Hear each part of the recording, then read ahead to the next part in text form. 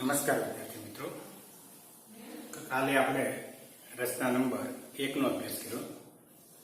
આજે આપણે રચના નંબર 2 નો અભ્યાસ કરીશું। રચના નંબર 2 આ રીતે છે કે આપેલ સ્કેલ માપન પ્રમાણે આપેલ ત્રિકોણને સમરૂપ ત્રિકોણની રચના કરી। એટલે કે કોઈ એક ત્રિકોણ આપણને આપ્યો છે તેને સમરૂપ ત્રિકોણની રચના કરવાની છે।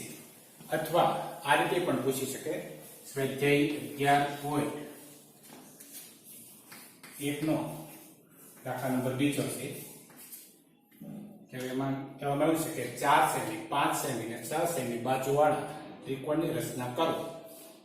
એટલે કે આ સ્કેલમાં પણ આપી દીધું આપણને આવા ત્રિકોણની રચના કરવાની।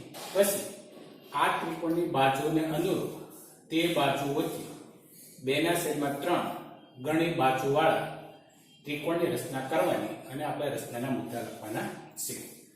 पहली रचना आपणे जे समज्या छे एना करता एक टाइपनी छे, थोड़ेक दोरवामां समय वधारे लागशे अने पहली रचनानो आ रचनामां आपणे उपयोग करवानो थशे।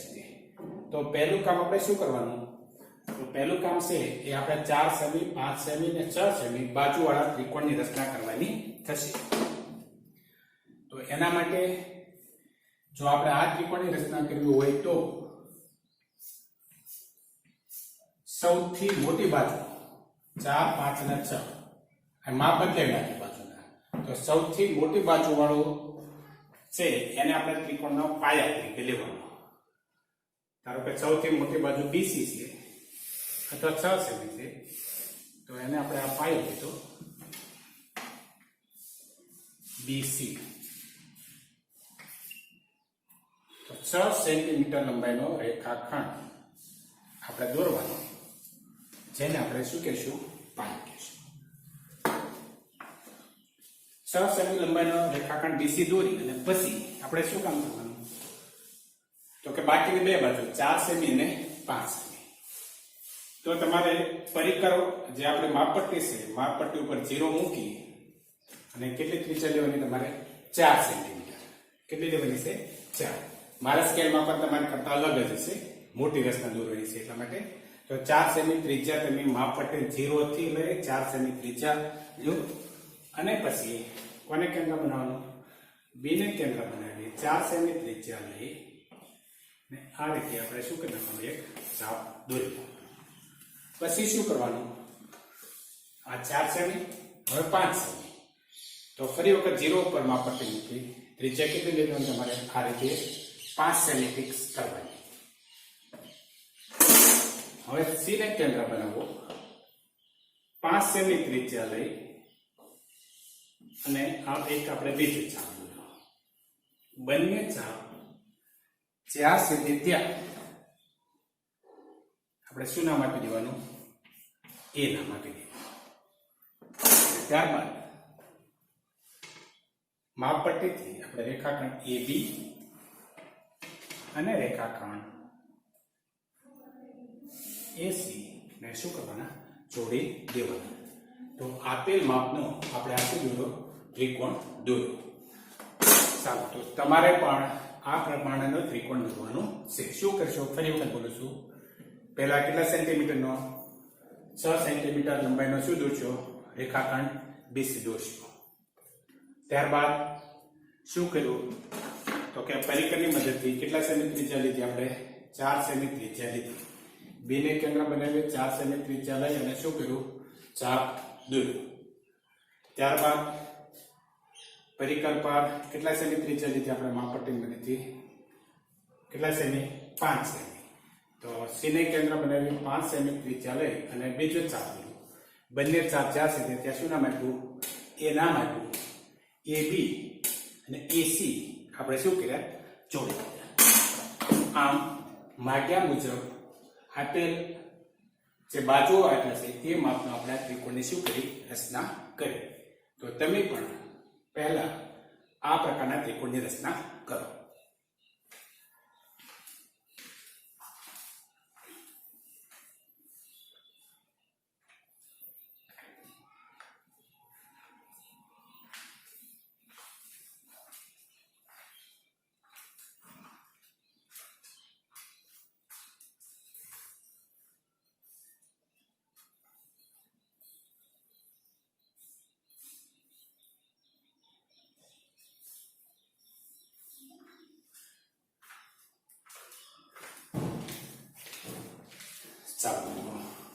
દોરાઈ ગયો છે, ત્રિકોણની રચના થઈ ગઈ. હવે આપણે આગળ કામ કરીએ છીએ. હવે આપણે શું કરવાનું છે કે આ જે ત્રિકોણ આપણે દોર્યો છે તેને સમરૂપ ત્રિકોણની રચના આપણે કરવાની છે, પરંતુ તેનું સ્કેલ માપન કેટલું છે? 2/3 કે 2/3. અંશ નાનો છે એટલે છેદ મોટો છે. હવે 2/3 કરો તો તમને ખ્યાલ આવશે કે એનું મૂલ્ય છે એ 1 કરતા કેવું મળશે આપણને? નાનું મળે. એટલે દાખલા તરીકે 2/3 કરો તો લગભગ 2/3 નું મૂલ્ય કેટલું થઈ જાય? 0.67. ખાસ અહીં સમજવા જેવું છે કે જો છેદ અંશ કરતા મોટો હોય તો એનું સ્કેલ માપન 1 કરતા નાનું કહેવાય, અને જો અંશ મોટો હોય છેદ નાનો હોય તો એનું સ્કેલ માપન 1 કરતા કેવું મળશે? આપણને વધારે મળે. તો એ આ બીજી રચના 2 પ્રકારની આવે છે. સ્કેલ માપન 1 કરતા નાનું હોય અને સ્કેલ માપન 1 કરતા મોટું હોય. શરૂઆતમાં 3 રચના એવી છે કે જેનું સ્કેલ માપન 1 કરતા નાનું હોય. એ પ્રકારની રચનાઓ આપણે સમજવાના છીએ. તો એ સ્કેલ માપન 1 કરતા નાનું થયું. તો હવે એ રચના આપણે એવા ત્રિકોણની રચના કેમ કરવી એ વિશે આપણે સમજશું. તો હવે આપણે શું કરવાનું? જે પ્રથમ રચના આપણે રેખાખંડનું વિભાજન કર્યું હતું એ રીતે આગળનું કામ છે એ કરવાનું છે.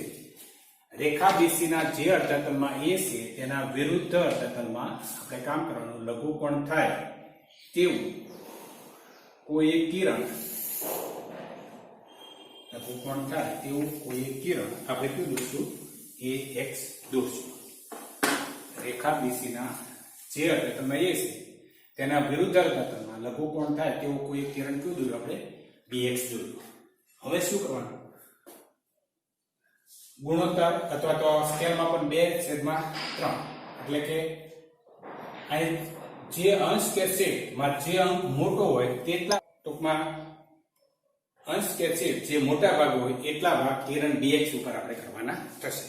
તો પ્રથમ રચનામાં આપણે કર્યું છે એ જ રીતે કોને કેન્દ્ર બનાવશું? આપણે B ને કેન્દ્ર બનાવી અનુકૂળ ત્રિજ્યા લઈ અને કોઈ એક ચાપ દોરો. જે કિરણ BX ને જ્યાં છેદે ત્યાં શું નામ આપશું? B1 નામ આપશું. ત્યારબાદ B1 ને કેન્દ્ર બનાવી તેટલી ત્રિજ્યા લઈ અને બીજું કોઈ એક ચાપ દોરો. જે કિરણ BX ને જ્યાં છેદે ત્યાં શું નામ આપશું? B2 નામ આપશું. ત્યારબાદ B2 ને કેન્દ્ર બનાવી તેટલી ત્રિજ્યા લઈ અને ચાપ દોરો. જે કિરણ BX ને જ્યાં છેદે ત્યાં શું નામ આપશું? આપણે B3 નામ છે એ આપશું. તો અહીં મોટો અંક 3 છે તો BX પર 3 સરખા આપણે શું કર્યા? ભાગ કરવાના. અને ત્યારબાદ રેખાખંડ B3C ને આપણે શું કરવાના? જોડી દેવાના. સારું, તો તમે પણ એટલું કામ કરો.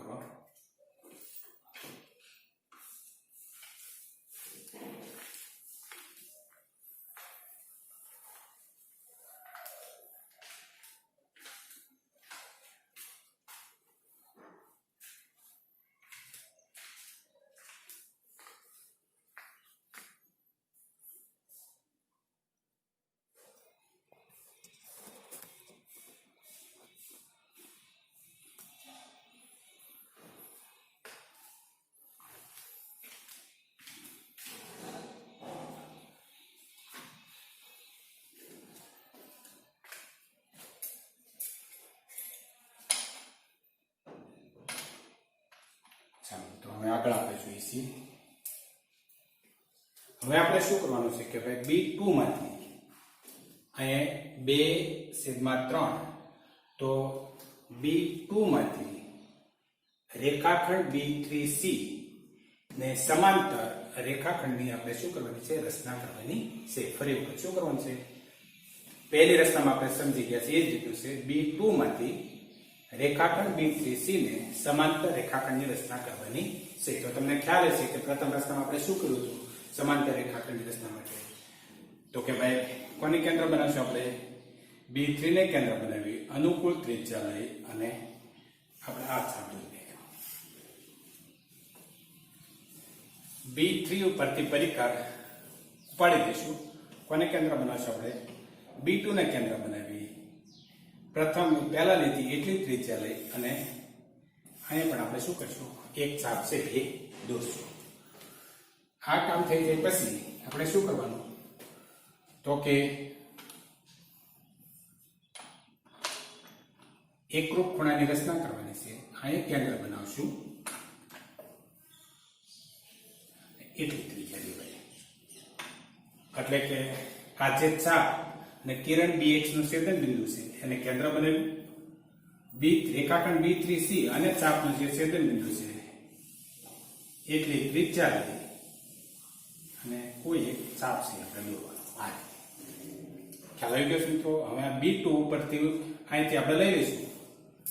હવે પરિક્રમા પોઈન્ટ છે એ આપણે આ જગ્યાએ મૂકી દઈશું.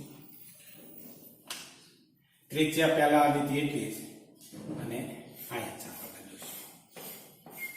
ફરી વખત બોલું, શું કરશું? સમજી લો. B3 ને કેન્દ્ર બનાવી અનુકૂળ ત્રિજ્યા લઈ ચાપ દોર્યું. P2 ને કેન્દ્ર બનાવી તેટલી ત્રિજ્યા લઈને ચાપ દોર્યું. ત્યારબાદ પરિક્રમા પોઈન્ટ ધ્યાન આપો, આ જગ્યાએ આપણે મૂકી છીએ. આ રેખાખંડ B3C અને આ ચાપ દોર્યું છે એના છેદન બિંદુ જેટલી ત્રિજ્યા લઈ અને ચાપ દોર્યું. અહીંથી પરિક્રમા પોઈન્ટ આપણે લઈ લઈશું. અહીં આપણે મૂકશું અને જે ચાપ બીજો એ પહેલા જેટલી ત્રિજ્યા લઈ અને પાછું આપણે શું કરશું? ચાપ છે એ દોરશું. હવે આપણે શું કામ કરવાનું? તો કે ભાઈ B2 અને બે વર્તુળના છેદખંડમાંથી પસાર થતો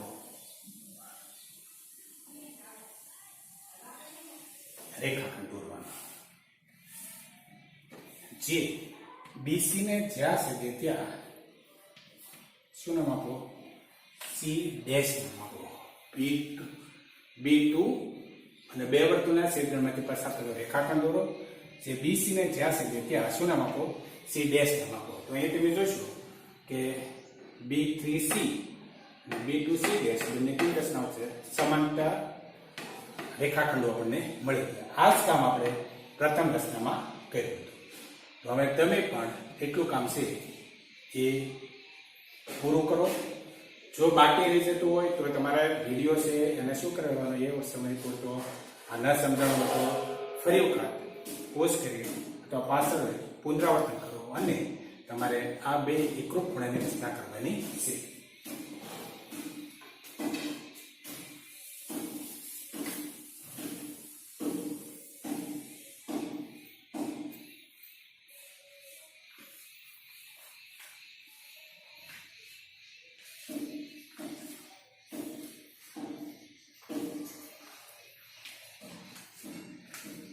દોરાઈ ગયું છે અને આગળ આપણે જઈએ છીએ. પહેલાની જેમ જ તે જેમ B2 માંથી રેખાખંડ B3C ને સમાંતર રેખાની રચના કરવી, એ જ રીતે હવે તેમાંથી C ડેશ માંથી AC ને સમાંતર રેખાની રચના કરવાની થશે. એના માટે આપણે શું કરવાનું? તો એના માટે આપણે હવે C ને કેન્દ્ર બનાવશું. અનુકૂળ ત્રિજ્યા લઈ અને મેં ચાપ દોર્યો. ત્યારબાદ કોને કેન્દ્ર બનાવશું? C ડેશ ને કેન્દ્ર બનાવશું. તેટલી ત્રિજ્યા લઈ અને અહીંયા આપણે શું કરીશું? ચાપ છે દોરશું. ફરી વખત શું કર્યું? કોને કેન્દ્ર બનાવ્યું? C ને કેન્દ્ર બનાવ્યું. અનુકૂળ ત્રિજ્યા C ડેશ જેટલી નહીં લેવાની, એનાથી સહેજ ઓછી ત્રિજ્યા અથવા વધારે ત્રિજ્યા લઈ અને ચાપ દોર્યું. અહીંથી પરિક્રમા પોઈન્ટ લઈ લીધો. C ડેશ ઉપર મૂક્યો. એટલી ત્રિજ્યા લઈ અને આ બીજો ચાપને આપણે શું કરી? રચના કરી. ત્યારબાદ હવે શું કરવાનું? હવે એના માટે આગળ આપણે જોઈશું. અહીંયા પરિક્રમા પોઈન્ટ મૂકશું. એટલી ત્રિજ્યા લઈશું. અહીં પરિક્રમા મૂક્યું. AC અને ચાપનું છેદન, આ જે ચાપ છે જ્યાં છેદે છે એટલી ત્રિજ્યા લઈ આ ચાપ આપણે દોર્યું.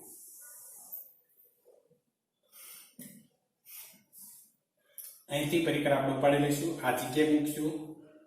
અહીંયા લીધી છે એટલી ત્રિજ્યામાં કોઈ પણ પ્રકારનો ફેરફાર નહીં કરીએ.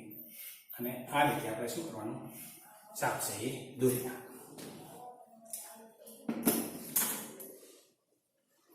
ચાલો એટલું કામ કરો તમે.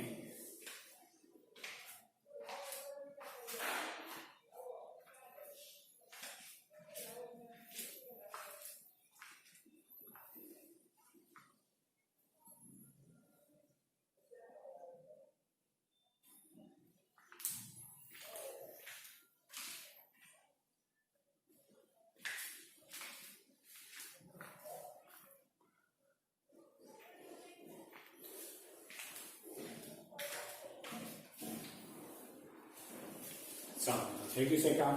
હવે આપણે શું કરવાનું, સી ડેશ અને બે વર્તુળના છેદગણમાંથી પસાર થતો અને એસી ને સમાંતર રેખાખંડ દોરવાના. સી ડેશ અને બે વર્તુળના છેદગણમાંથી પસાર થતો અને એસી ને સમાંતર રેખાખંડ દોરવાનો. જે એબી ને જ્યાં છે તે ત્યાં શું નામ આપી દેવાનું, આપણે એ ડેશ નામ આપવાનું થશે. આમ ત્રિકોણ A dash B C dash માગ્યા મુજબનો ત્રિકોણ થાય. એટલે હવે સમજો, જો શું, હવે આ ત્રિકોણ એબીસી આટલો છે, 2/3 ગણી બાજુ વાળો, એટલે ટૂંકમાં એબીસી થી નાનો અથવા અંદરના ભાગમાં ત્રિકોણ A dash B C dash ની આપણે રચના કરીએ. આ બંને ત્રિકોણો છે એબીસી ને A dash B C dash A સમરૂપ ત્રિકોણો બનશે. હવે આપણે રચનાના શું સમજવાના થશે, મુદ્દાઓ છે એ આપણે સમજી લઈએ.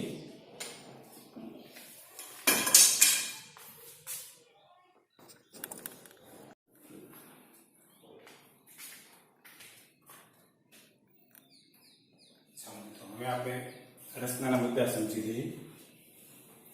પક્ષ અને કૃત્ય રકમ ઉપરથી તમે તમારી રીતે લખી શકો. રચનાના મુદ્દા, પહેલું કામ આપણે શું કર્યું, તો કે એ બે 4 સેમી, ત્રિકોણનો પાયો બીસી 6 સેમી, એસી બરાબર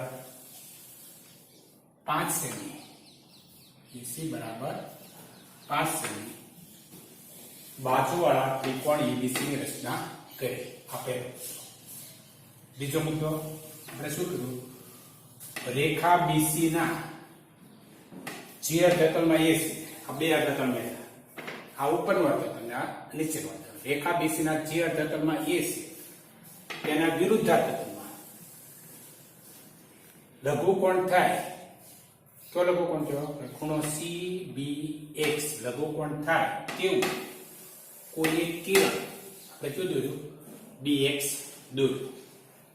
ત્યાર ત્રીજો મુદ્દો ટૂંકમાં જ આપણે લખવાનો છે, બાકી તો આપણે સમજો કેમ કે શું કરવું, ભાઈ બી ને કેન્દ્ર બનાવી અનુકૂળ ત્રિજ્યા લઈને કોઈ એક ચાપ દોર્યું. કિરણ BX ને જ્યાં સુધી ત્યાં B1 નામ આપ્યું. B1 ને કેન્દ્ર બનાવી તેટલી ત્રિજ્યા લઈ અને કોઈ એક BX પર B2 માં છેદતું ચાપ દોર્યું. B2 ને કેન્દ્ર બનાવી તેટલી ત્રિજ્યા લઈ અને કિરણ BX ને B3 માં છેદતું ચાપ દોર્યું. પણ એટલી બધી માહિતી આપણે લખવાની જરૂરી નથી. ટૂંકમાં આપણે આ રીતે લખવાનું કે કિરણ BX પર 3 બિંદુ B1 B2 અને B3 આપણે એવા મેળવ્યા કે B1 is equal to B1 B2 is equal to B2 B3 થાય. તો મુદ્દો ફરી વખત કે કિરણ BX પર 3 બિંદુ B1 B2 અને B3 એવા મેળવ્યા કે જેથી B1 is equal to B1 B2 is equal to B2 B3 થાય. ત્યારબાદ ખૂણાની એકરૂપ ખૂણાની રચના કરી ઘણી માહિતી છે, આપણે એટલું બધું નથી લખવાનું. ટૂંકમાં આપણે કેમ લખવાનું, તો કે ભાઈ B2 માંથી, શેમાંથી, B2 માંથી રેખાખંડ B3C, રેખાખંડ B3C ને સમાંતર રેખા દોરો, સમાંતર રેખા દોરો. જે રેખાખંડ BC ને જ્યાં છે તે ત્યાં શું નામ આપ્યું આપણે, C ડેશ નામ આપો. શું નામ આપો, C ડેશ નામ આપો. ફરી વખત શું કામ કર્યું, B2 માંથી રેખાખંડ B3C ને સમાંતર રેખા દોરો. જે BC ને જ્યાં છે તે ત્યાં સી ડેશના માપો. તો આપણે રચના ખૂણાની સમાન ખૂણાની રચના કરી હતી, એટલા માટે આપણને મળશે શું? તો કે ખૂણો બી B2 સી ડેશ અને ખૂણો B3 સી. આ બંને ખૂણા છે એ કેવા ખૂણા થશે? સમાન ખૂણાઓ થશે. હવે આપણે શું કર્યું?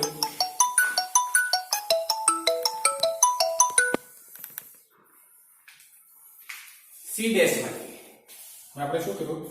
સી ડેશ માંથી એસી ને સમાંતર રેખા દોરી. સી ડેશ માંથી એસી ને સમાંતર રેખા દોરો. જે એબી ને જ્યાં છે તે ત્યાં શું નામ આપ્યું આપણે? એ ડેશ નામ આપો. ફરી વખત સી ડેશ માંથી રેખાખંડ એસી ને સમાંતર રેખાની રચના કરો. જે એબી ને જ્યાં છે તે ત્યાં એ ડેશ નામ આપો.